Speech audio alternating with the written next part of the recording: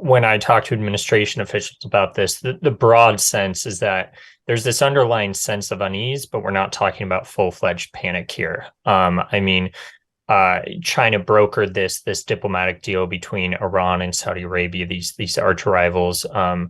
earlier this month, and that was seen as a wake-up call. It was okay. China is trying to portray itself as sort of the constructive global engager, in a way, trying to supplant the United States role here, and it's added overall to this pressure on the Biden administration, and I think you'll see in successive administrations to do,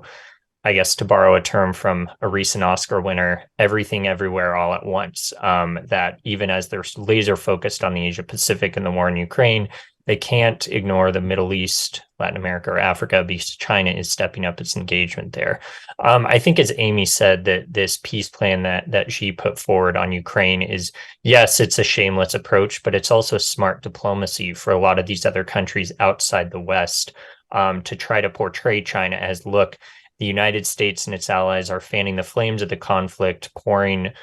weapons and funding into Ukraine to prolong the conflict, but we're the ones putting forward the peace plan here. And I think they're going to gain some traction there with other countries, even if that argument is completely feckless and ignores the fact of how Russia's full-fledged invasion was completely unprovoked. I also think it shows broadly that China, after being on the defensive for so long, after COVID, after its clumsy attempts at wolf warrior diplomacy, taking on this really combative approach, that broadly speaking, they're starting to go back on the offensive on the soft power side of this great power competition. So I think these are two data points, but you're going to see this as a broader trend of China going back on the offensive here on the charm offensive.